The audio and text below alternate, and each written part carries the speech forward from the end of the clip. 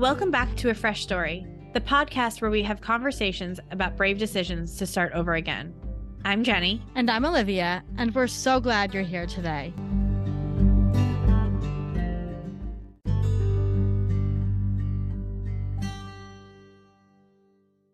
Hello, sister. How are you? I am good. How are you doing today? I'm okay. We had some meetings this morning and the sun is shining, and it's one of those days in New York in the summer that is rare, that it's just like beautiful weather. It's not like disgusting, sweaty, you need to like stop and take a breath every 3 seconds weather. It's unreal, the expectation of how hot it gets in New York. And then like I think about how I used to take the subway into work. And like, how did a person, that's just insane. Like you had to walk to a subway, then walk upstairs sometimes and then be on the subway, which hopefully was cool. It was just awful. I don't miss it. I know. I remember back to the days in my 20s when I would like run up and down the subway stairs, like wearing, I don't even know, like flip flops and like, it we was are not so those hot. people anymore. No, I'm not. I need full shoes and like sitting inside an air conditioned room. Yes. Hard agree. So yeah, we were so excited. So about this guest. So Molly McPherson is like a staple in the community of like public relations. She's a celebrity. She is in the a TikTok celebrity. community of PR is what she is. We both watched her on TikTok and we loved her. We loved her takes on things. She's also like brilliant and like I feel like we both learned a lot from her. Mm-hmm. I constantly learn from her. Her TikTok videos where she breaks down PR strategies like have taught me so much about, honestly, because we've talked about this, Olivia, like so much of your life is PR. You don't even realize it. Like, not that it's it is public relations, but it's about spin. So much of what like life is about spin and about perspective and how to sell things to people.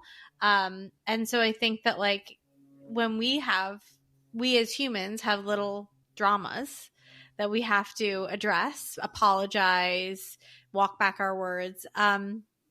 Molly's videos are really helpful for that. They are. And she went through her own divorce and her own kind of like interesting story, which we were really honored that she shared with us because she does not talk about it a lot. And we just had the best time. Like she is so professional and beautiful and wonderful. And we were really, really honored to have the time with her because she is a busy, busy lady. Yes. So I know you're going to enjoy this episode with Molly.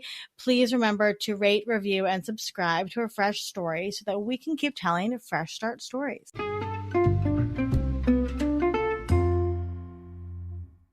Molly McPherson is a nationally recognized expert in crisis public relations in the age of social media.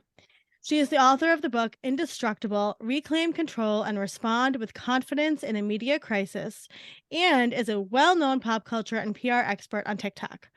Molly helps organizations manage issues from emerging to crisis by combining her knowledge of current communication practices with years of media and crisis management experience.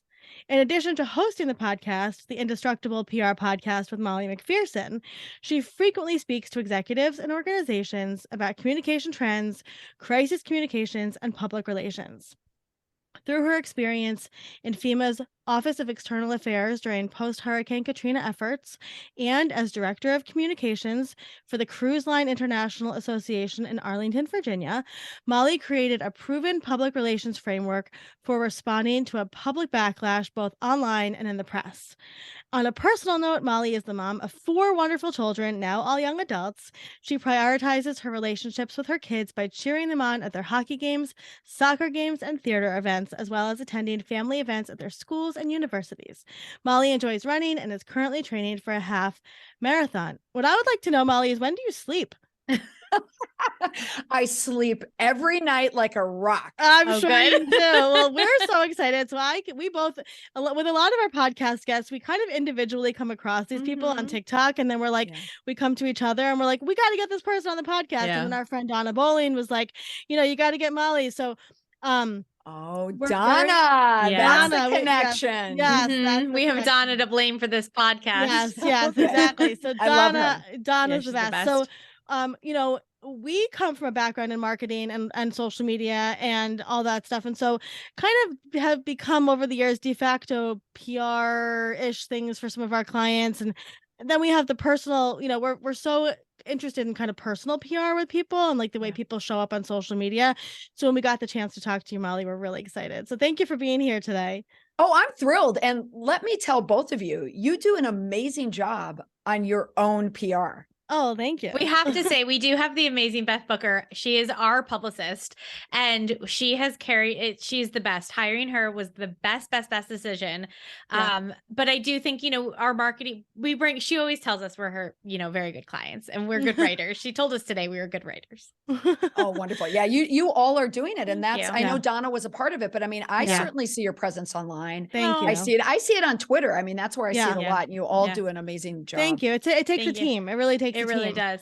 Yeah. But hiring a publicist, we had no idea what it meant when we did it. Like I kind of had some idea, but it's so all encompassing and it's such a close relationship. Olivia and I always say, like, no wonder people have the same publicist for their entire career. Yeah. Yeah, it's really because they're part therapist too. Oh, 100%. Oh my gosh. Yes. Therapist, like everything. I mean, it's like Olivia, my fiance, Beth. Like those are like my top three. It's very close relationship. How are you doing today, Molly? I'm fantastic. I mean, it's lately, I will say that I have a number of clients who are kind of going through it. So March, I'm now, designating is the month of crisis apparently, but it's all good. Hey, I mean, I'm in a good business for March right now. So things are going well. That's awesome. Well, why don't you take us back to the beginning of your Fresh Start story? Oh, as she exhales. I'm on the edge of my seat. There's something in my work as someone who works in public relations and crisis communication where I specialize it. And particularly when you're online, and both of you know this, you have to put yourself out there. That's a part of the magic and the authenticity of having social media work for you. And you have to be very open about who you are, and you need to be relatable. A challenge that I have every day, and it's almost an hypocrisy here, is that I am projecting someone who comes across as trying to be knowledgeable on a topic. Like I have it all together. I'm constantly counseling other people through their issues. Yeah. Yet I have navigated a crisis that has brought me to my knees, and the only thing that really sustains you is this love that you have for your children. And you keep this resilience there for your kids. And it all happened for me, which many people the same, is during the pandemic. So I would say the Fresh Start story for me was, I was in, New Orleans. I was in March 2020, speaking on stage, talking about reputation management, crisis management. And when I flew down to New Orleans, the airports look fine. When I was coming back, everyone's in masks. I come home. Within a week, my husband was out of the house. Wow. And I was on my own with 4 kids, and also working as a public speaker and someone who trained people in person. So I lost my marriage and my business in a matter of weeks. And my sanity was a little further down the road, but it was quite a time. So that's really when it sounds like a rotten beginning, but it really was a fresh start because it changed everything for me. Yeah, we always say that, like, fresh starts beget other fresh starts, right? They do. So what did the pandemic definitely was like a reset button for everybody, right? Yeah. Especially those of us with in-person, public jobs like that. I got separated right before the pandemic, and I don't think I would have lasted the pandemic. So I very much understand that. So what was that like that moment? Now, your children were teenagers then? Yeah. And it was really awful because I had a senior daughter. So class of 2020, class of 2021 daughter. And then I had twins who are sophomores. So I had 4 kids in 3 years. And what defines our family is we were a military family. We bounced around my whole career, and I'm not as transparent about that. But the reason why I had the career that I had is because I had to follow someone else around. Right. I had to acquiesce, my career and my needs, and, for someone else's, in support of someone else's, which was fine. But it was a challenge, and even the marriage was a challenge for a very, very long time. And like a lot of women, you just say, I'm going to tough this out. You know, we have kids. I'm just going to tough this out. And then a day comes when you no longer are going to tough it out. You just can't. No. So you mentioned you lost your career, pivoted, and your marriage ended. I imagine having created your career in lieu of your husband's career, and having been a wife and a mother of kids that were really jam-packed in those 3 years. I don't know how you did that. I imagine there was a huge loss of identity there. There was a huge loss of identity. Yeah. And I did not have one. My identity was a spouse of someone else and someone else's success. And I don't want to paint it as all negative. There are certainly positive aspects of being in a military family. My kids are, you know, military brats, and they had to, you know, bounce around a bit.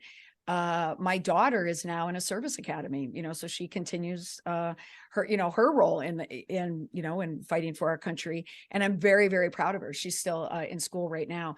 And there's a lot of benefits, travel, people who I met, you know, it wasn't all bad, but but there's something about military spouses for me. I have a soft spot in my heart for them, because we have to do so much for our families and moving, and the service that we were in, we did not have a lot of community. So I was on my own, but I was fortunate to get some jobs, you know, due to where I lived, Washington, D.C., you know, being a big part of it. Two really big and really good, meaty Washington, D.C. jobs that I never would have received had I not been in that marriage, and had a lot of kids in a very quick amount of time. But what came from that is, you know, I've always worked in media, journalism, public relations, public affairs. I've always worked around that. The magic of what happened is learning that crisis communication and public relations is all about human relations. And if you go through a personal crisis, there is no one more qualified and skilled to manage a corporate crisis or a professional crisis. My fresh start is my business. I've been a consultant for many years, a public speaker, a trainer. My business took off because of that divorce. Because I learned everything from lawyers and accountants and therapists. I thought, how is this any different than what I'm providing for my clients? It's no different. And so when people hire me for crisis communication work, I always come in, I wear a hat as a communicator, but I'm really a therapist. And we talk about the human behavior and the dimensions, because I'm sure both of you might understand this. I can spot deception like nobody's business. I can break down that stuff. I can break down gaslighting. I can break it down. And that everything that happens in a divorce happens in a public relations 100%. crisis too. So I love that. It's so true. It's so true. And I feel like for me, I went through this, like, you know, kind of everything blows up. You go through kind of a dark time. And then when you kind of emerge from that, you see the world in a completely different new way, right? Nobody ever looks the same again. Like you said, you can spot deception. I mean, I can spot things a mile away. I can tell you if a marriage is going to last or not. I can tell you if a business is going to last or not. All of those things, right? So take us back. So how did you get into your career in the first place? Yeah. So, you know, like I mentioned, I've always worked in some aspect of the media. So what it really goes back to is in Boston. I went to Boston University for graduate school. I took a pivot and applied to the FBI. I wanted to be an FBI agent. You would be a very good agent. I could see that. Right? I could see that. Yes. Oh, I totally could see that too. I could totally see that too. Yeah. I really wanted to do that. I've always loved crime. Two things I loved as a kid, crime and news. Those are the two things that I loved.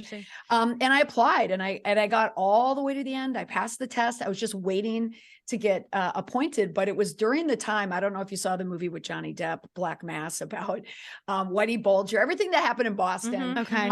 The Boston field office for the FBI had a little bit of a corruption problem, but because I got married to someone in the military, I had to move. And so my application, was gone then at that point because we were moving. So I had to start over and I had to start my new start. I'm not even calling it a fresh start. Because I had to find work, and my first job that I got hired was at C-SPAN. I'm like, okay, here's my media job. And I was told, no, that's not enough money. You don't want to do that. That's, kind of beneath us type of a thing. Mm-hmm. But then I eventually ended up working for the cruise line industry as a director of communications, which was a fantastic job. Yeah. Being a director of communication at that time, I was creating the very first website, writing a crisis plan for cruise lines back in that time. It was the first norovirus. So I was writing a virus type of a crisis plan. It was also 9/11. I was in Washington, D.C. When 9/11 happened. I was on a train. I was in the metro coming under the Pentagon when it was on fire, still going home. So all these iconic moments that happen, I'm really kind of like a Forrest Gump of communication. I was going to say that. Yeah, I really am. I started grad schools when we were the first class to have an email. And then when I worked for FEMA is when social media started to percolate. And I knew then that social media was going to be a big part of communication and reputation management. Yeah. And when I was at FEMA, I came up with this idea of, okay, everyone hates us after Hurricane Katrina. What if we went out and found our stakeholders who love us and I film it and then we put it online? And that was the start of their social media program there. And I was offered the job to run social media for FEMA. It would have been the best job, the pinnacle of my career. And I had to leave it because of a transfer, and so it's that sacrifice. But from that, you take those hits. And I would not be where I am today if those things didn't happen to me then. Right. So I can absolutely see the benefit that came out of it. There was a lot of good that came out of it, but it was rough too. Yeah. That's a lot to we talk to a lot of people who kind of are at the top of their career and then something else happens in their family or their mental health and things take a major pivot. So when did you have all of these beautiful children that you have? So all these beautiful children, they are 2002, 2003, and 2004, 2004. Okay. So it was boom, boom, boom, boom.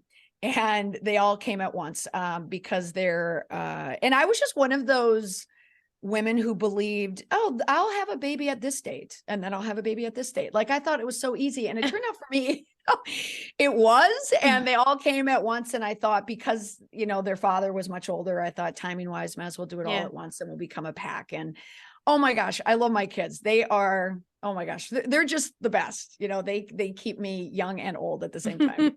I love that. So you have your kids and you're working while they're young? Yeah, I'm on and off. There's a time when we were living in Cape Cod and I wasn't working. I was home essentially by myself. My spouse was underway. So I was home alone with 4 kids under the age of 2. It was. Wow, Molly. So there's probably a lot of trauma response back there, PTSD, but all of that has really created a very strong, resilient person right now. Yeah. And you can see that. And I feel like you have to be in crisis PR to be so strong and resilient, because I don't think I could hack it very well. I think I would cry a lot. So I imagine you have to be super tough and know that it's not about you. And so much of raising children is that's not about me either. So I feel like it all tracks. Well, it's a good point that you're bringing up is, how you can wear it, you wear other people's pain. It's so easy to wear your kids' pain. Yeah. But when you're working for someone else, you don't wear their pain. They're wearing it. You can come in to help. So you have this beautiful position where I love talking them off the ledge, because I'm a counselor. It's a communication counselor, but I'm going to talk you off the ledge. I'm going to tell you it's going to be fine. And I'm going to give you a solution. It may not be the one that you want right now. And I may have my job cut out for me to convince you to do it this way. Right. But that's what I like. I love being a communication therapist, if you will. It's really so rewarding. True. It's so true. So the pandemic happens. What is that like? Your kids are all virtual schooling, I assume. You're trying to figure out your career. What is the day-to-day in the household like? And you have your daughter that's a senior in high school who loses her prom and everything like that. I just want to also follow up with that. I see. Now I want to cry because it was so awful. So I had a child who was away at prep school. So she was, all my kids are athletes. She was a big hockey player. And so she was away. And then all of a sudden she was home. And on the one hand, I loved having her back, but this was lacrosse season that was gone. Her prom was gone. because it was a prep school, her friends live all over the country. So that, and she was trying to figure out college. She was going to one school to play a sport, and then everything changed. And I think the pandemic changed for her because I think she chose a service academy because now she's worried about jobs. She's worried about her family going through a divorce and worried about her family's finances. And to this day, she won't admit it. I think she chose what she chose. She fell on the sword for her family. And oldest daughter. Oldest daughter. Yep. Total oldest daughter. And then my next daughter, who was a junior going into senior, tremendous athlete, president of her class, just all around, was robbed of everything. You know, this was her chance to be the senior. Her soccer team won the state tournament the year before. This was her big year, middle child. I could not wait to experience the middle child. She lost all of it. And lost all of it. And then my twins, they were going through it too. So in addition to going through the divorce, we also moved. I mean, we had the big house. We had it all. We had a screening room. The kids had the house of houses. And I downsized into a much smaller house during the pandemic. And then I had my wonderful dog in that as well. And to top it off, I was writing a book. So I was on deadline. So it was a nightmare. But the beauty that came out of it was just the time with my kids was a gift that I never would have had at that time. I needed my kids and I needed my dog. Yeah, I very much get that. Because when you go through a divorce, I found like with me, you want to go back to the person you were before you went through the divorce, but you have this added thing that now there's children in your life. And I remember, my boys slept in bed with me for months. They were very little, but it was like, you just want to like hunker down with your kids and say like, let's just get through this. So I really relate to that. So where did TikTok come into all of this? TikTok came in during the pandemic. I was a lurker, at best. And I found myself definitely getting sucked into it. There's no doubt, during the pandemic. But there was just one day where I thought, if I'm someone who claims to be have communication expertise in social media and managing a crisis, I can't say this without being on TikTok. So I decided to jump in on my account and, I tried to make it as private as possible. I had no consideration for how I looked. I was wearing a very nice high-end sweater that naturally made me look like I was 50 pounds heavier. No thought to lighting, makeup, none of it. But I did a couple posts, tried to figure out how it worked. And the day, and like you hear this all the time, the day of your last post, when you say, this is not worth it. And, I looked at it, I went to bed and I looked at it and I woke up and it had like 60 views. And I said, forget it. I'm going to go down. I'm going to run on the treadmill. When I come up, I'm deleting TikTok and I'm going to be done with it. But when I came up is when I put on my readers and I realized it wasn't 60. It was like 6,000. Oh my God. Oh, I see. Okay. I see how this works. And then you start to figure out the algorithm, you just take time with it and you realize, oh no, this is my space. And the reason why it took me a while, but the reason why I like it, which going back to just being a Gen Xer, we are the broadcast television generation. Yeah. We are the generation that loves video, that understands it. And I thought, no, this is my perfect medium. And so from that, I just got better. It was definitely rough, but I just followed other people and just found my voice, which is just helping people through explaining other crises that other public figures do. I love when you break down people's apologies. Like, I love it because I think it's so it's so fascinating. It's all about connection or how they're missing connection. And it's such a fascinating thing. And I've definitely learned a lot from the way that you break down apologies. Oh, well, thank you. And it's hard because I don't want to be the person who deems an apology, good or bad. I'm far from perfect myself and far from written the best apology. But this framework that I created around this idea of indestructible PR was born from the cancel culture, when people would just be canceled, sometimes deservedly so, but other times people just mobilize and decide, you're done. It's your time. And we're going to get rid of you.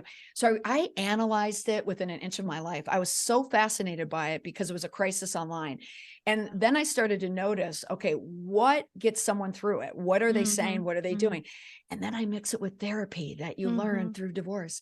And it's this idea of what happens in so many divorces where you have some people who own everything. Yeah. And many times there's a spouse who refuses to own anything. And when they don't own up to mistakes and problems, then problems continue for them. So it's this concept of own it, explain it, promise it. In order to get through anything, you have got to own up and admit or acknowledge or apologize, whatever it is, to what happened. And then people will then put you in a different place where they'll listen to the reason why it happened, and then more likely to forgive you. So it's this formula, yes, but it really is a human process that you're bringing people to. And I have yet to see the formula not work, and you can use it anywhere. So I'm always looking for it in these public statements. I was going to say too, is that something you taught your children about apology? Oh, my poor kids. They have to listen to all my Mollyisms out there. But yeah, my kids, and I know both of you can relate to this too, is what suddenly became a priority in my family was character. Everything is about character now, because the kids will come home, whether it's sports or school or teachers, whatever it is. We judge a person by their character. Yeah. People make mistakes all the time. What did they do after that mistake? Yes. So that's what they're hearing about. So yeah, they hear this framework in different stories, but yeah, my kids, my poor young ones, the last two are at home. We talk about it all the time, but I like the message. It's about, it's the golden rule.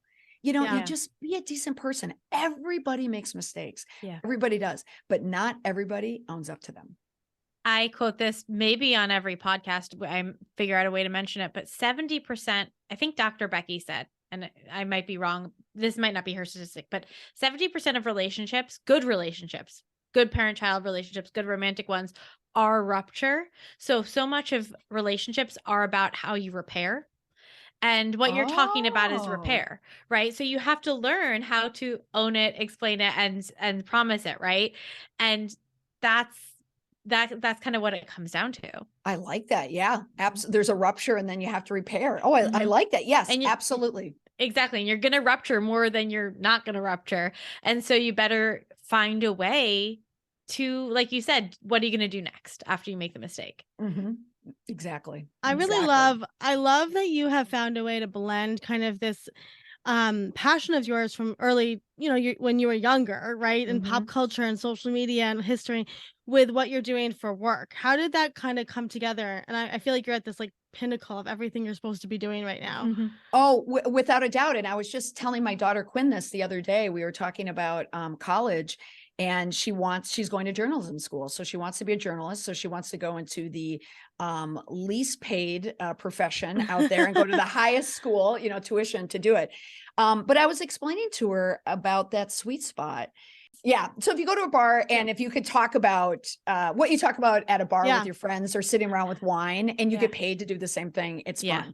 So something I was telling my daughter about looking at a profession down the road, because kids, when they're 18, they just think about, I want to be this when I grow up still. Right.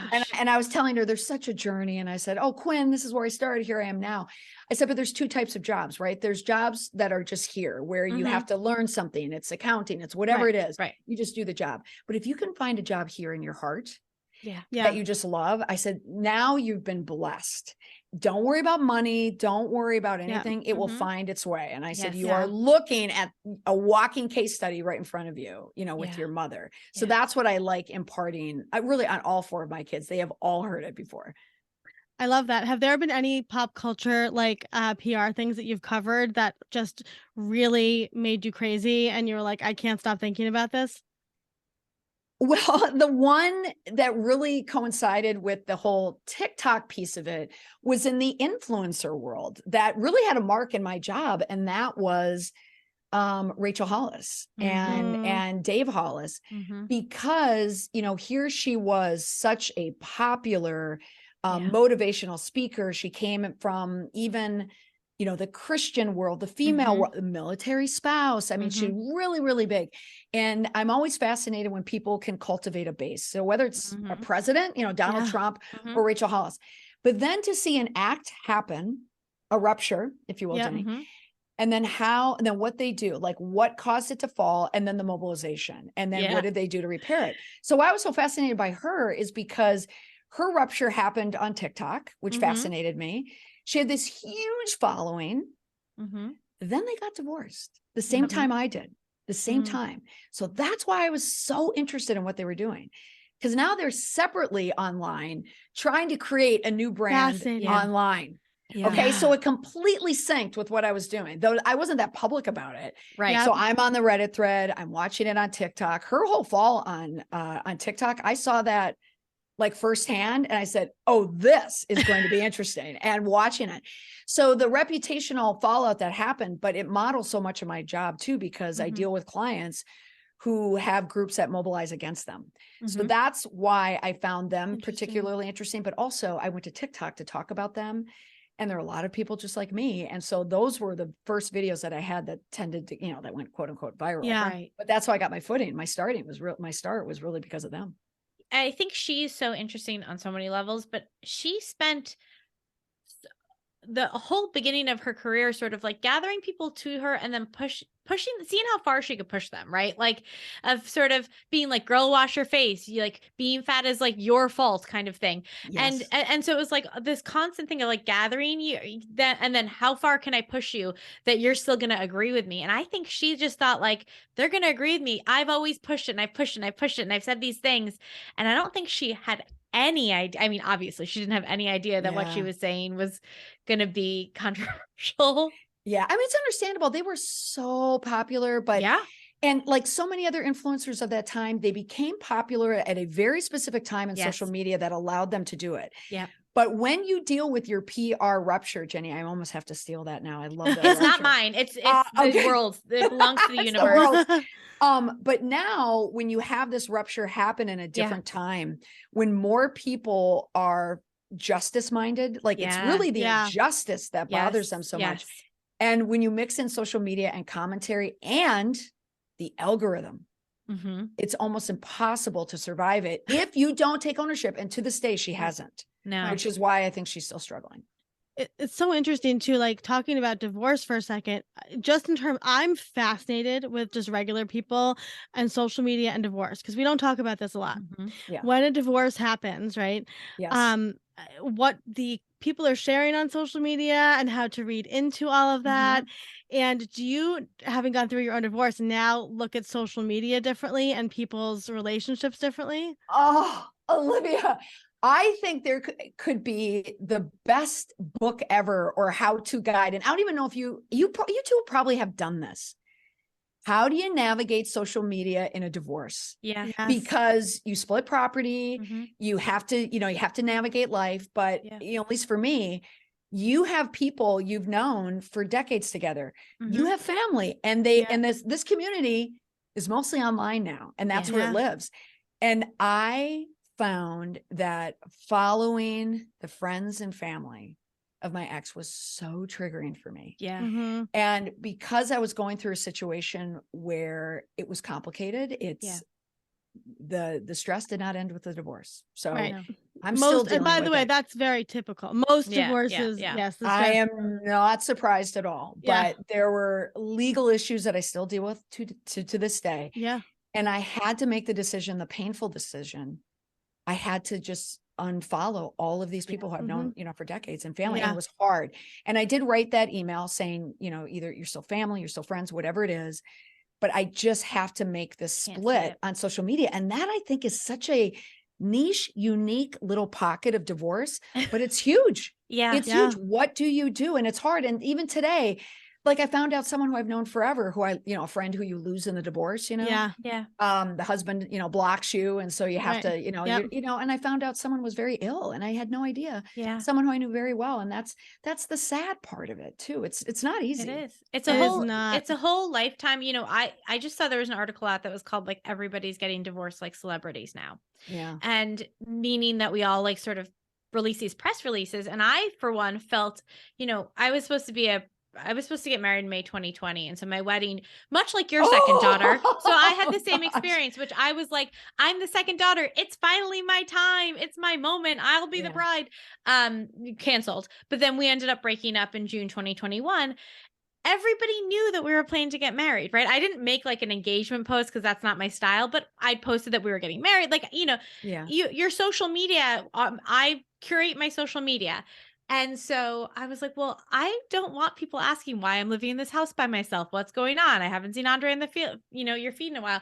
So I posted, took a picture of myself in my new house. And I said, you may have noticed I have moved into this house by myself. And I basically did a press release because I was like, I don't want to answer this question 1,000 times. I want people to share the post and then be done with it. I don't want to talk about it. Oh, see, now, brilliant that you did that. You're thinking like a PR person. Me, I just burrowed in, never wrote anything. All of a sudden, it's different when you have kids too. It's different when you have kids. It is. Yeah, that's true. Yeah, it is different because there's their privacy. Oh, but also what added to this too is my son was diagnosed with type 1 diabetes, which was a huge trauma with really scary thing. Yeah. I had to manage that on my own. We had to do it on our own. And so all this is happening on social media as well. But there's just like little moments of it. Yeah. But even now it's like, it's been 2 years of just me with the kids. All of a sudden, just someone's gone, but I didn't announce it. I didn't release it. And it takes, DMs and people are like, what's going on?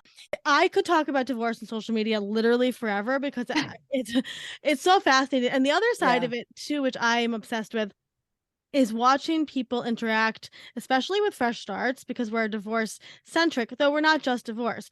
Yeah. We've had so many influencers and people who have refused to work with us because they're so afraid of their character being associated with anything with divorce. Oh, and it's fascinating. And you know what? Oh, 9 times out of 10, those people will go on and announce their divorces. There are some big influencers. In a couple of months. Oh, interesting. So that's what's at play there. Yeah. So I can tell, and you probably too, Molly, now can tell what's happening in some random person's relationship just by the words that they use on social media. So one of the scripts we have is when your friend is being attacked on the internet. That's something you can just say to them, like, hey, turn off your computer, right? We have a script for that. What do you recommend if you're a regular person and some shit's going down and you're being attacked on the internet? What's just like a really, like, if it was a friend of yours, what would you recommend to them to do? Well, it depends. I mean, that's how I run my business now. It's people panic. It's, I do hourly consulting. That's something that came out, just from this whole cancel smart and TikTok, because people are all of a sudden, celebrities. It's in the hot, bright light. And I get a lot of people who are in, name brands, but names you would recognize if I were to name them right now. And they need to do that repair. So what happens personally, like in a town or on the local Facebook, is a lot different than if you're a celebrity. Right. But let's say something goes off the skids personally. It's probably a different formula. And I can't even believe that I'm saying this, but going dark sometimes is the best thing, because you're sending a message to everyone. You're starting to manage the expectation that there's nothing to see here. Like this is not going to play out, because we know we love drama. We love drama on Facebook, don't we? But if someone does something wrong, sometimes I think it's just the actions in real life is more important. What are you doing to repair that to the people who you know in person? And then that will eventually spill out. But when something local, buddies, whatever, sometimes when it is happening online, it kind of diminishes the effectiveness of it, because then it's not real. So maybe it's just put the phone down and go do something. And maybe that would change minds and ideas and perception. I love that. So 100%. You have such an amazing personality and energy, like truly, like you are just, and you're so strong, and that comes through like in everything that you say and do. What is coming up for you? Because like there's got to be some big things in the pipeline for Molly. Oh my gosh, I love this interview. Well, what is coming up for me, I don't know. I mean, in a couple months, I'm going to be an empty nester, and I have been buried for 21 years. I mean, I've been in a hole for 21 years, just trying to get through whatever metaphor. I'm either in a hole or the water is like right under my nose. Yeah. I know. Yeah. I mean, I have had a hard run. So I already know I'm taking vacation. Good. I know I'm taking a break. I just talked to someone today, someone else who went through a divorce, and he and I were both saying we don't have it in us, you know, to be in this very, very serious relationship in life, because I'm still going through it, you know, right now. But and we were saying, let's just, you know, have fun. So that fun is going to be around Bruce Springsteen in the future. But anyway, always. I do have, like, someone did approach me about a television program. That's amazing. You know, like based, you know, on me, that got, you know, that got to definitely a pitch stage, but I was not ready for that. And part of that was just for privacy, reasons, because I would have to address other things. I would love to write another book based on what I do on TikTok. So that's something I'm probably angling for right now. But I want to speak now. Now I want to get back on the road. I'm not at home. I don't need to be at home anymore. Right. My beloved dog Finbar. I lost him last year. I'm so sorry. Thank you. Dogs. Oh my gosh. We lost our family puppy December 8th, 2022. So I very much understand. Oh, you know. 2021. Sorry. Yeah. 2021. I'm coming up on the anniversary in May. It's awful. It's awful. And I want one so bad, but I thought, no, I need to explore and be me. So give yourself freedom. Yeah, give myself freedom. So I just want to ramp up my speaking again, hopefully write another book, and just keep on doing the consulting that I'm doing. I absolutely love it. I love my job. So I'm really excited about the next phase of my life. I love that. Well, we're excited to watch you. So if somebody's going through a fresh start in their life, what would be some general wisdom that you could impart to them?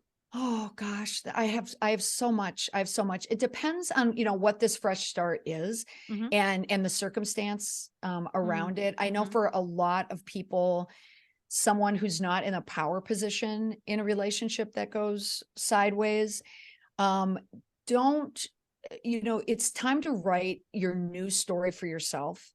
And sometimes the people you're closest to aren't necessarily the ones who see exactly who you are. You know, they might not be your source of strength. I have found through divorce, it's the ancillary people, the people who I haven't seen in a long time, the people way from my past, all of a sudden come in, and they're my biggest champions. They're the ones calling, you know, a longtime friend of mine, when he leaves work, he has a long, you know, ride back to Cape Cod, he's calling me. And it's like, those friends are just, it's so wonderful how you just branch out. Yeah.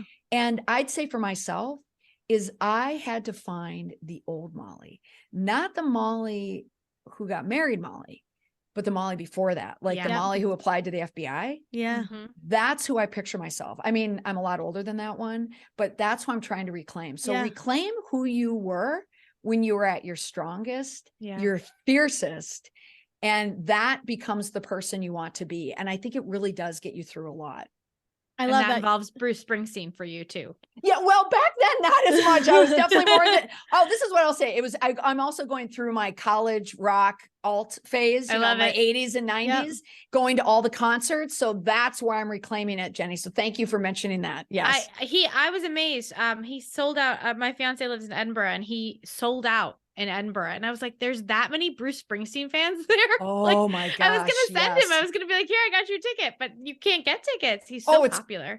He's so popular. And I had heart palpitations trying to get tickets, but yeah, I just went 2 weeks ago, I think, in Boston, and then I'm going again. Oh my God. I love that. I'm sure he was amazing. I love that. I love you said perfectly what I've been feeling for a long time. As you go back to, like, for me, it's like 15-year-old Olivia, right? Sitting on the floor, listening to 70s music and thinking I'm, you know, going to be friends with Carly Simon, you know, like, I just love that. You know, I think it's the same thing. And I had the same experience. I have my childhood friends who came back in and kind of helped pick up the pieces and, you know, supported me. So I love that what you said, I feel 100%. So last question, and it's the hardest question, Molly. What was the last thing that you ate and truly loved? See, this is a guilty pleasure answer. Let's hear it. And it happens every single year at this time, where March comes in, you're starting to shed a little of that winter weight, but then Easter is on the horizon. And those Cadbury eggs, I knew that was coming. Are coming out. And I love a Cadbury egg where you can just chew the shell a little, and then you have the chocolate. And if you mix that with Reddit, and so that's my problem. So last night, it's 11 o'clock, the most dangerous cocktail of Cadbury eggs and Reddit. So but funny. It can't take away that it's absolutely delectable. It's so perfect. It's a perfect dish. Well, Molly, we're just so honored that you took the time to chat with us today. Thank you for sharing everything. You are a powerhouse, fierce, amazing human who is out there changing the world. And we're just really honored to chat with you and have you in our orbit. Oh, thank you. I was looking forward to talking to you too, as well, because it is like a therapy session. And because when you talk to people who get it, there's nothing more special than that. And this was special. So thank you so much for inviting me.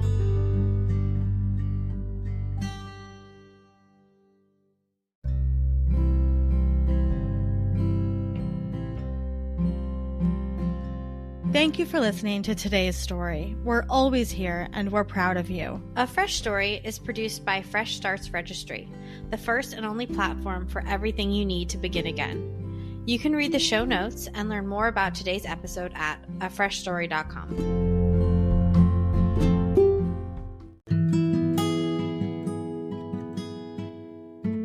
As always, we want to remind our listeners that while we strive to provide accurate and helpful information, we are not medical doctors or mental health professionals.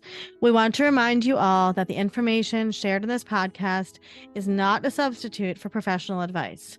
We highly recommend consulting a qualified healthcare or mental health professional for any concerns or questions you may have. Remember, we are a podcast, but we are not licensed medical professionals. Always consult with your healthcare provider for any medical decisions. And as a gentle reminder, all opinions are our guests and do not necessarily reflect our own.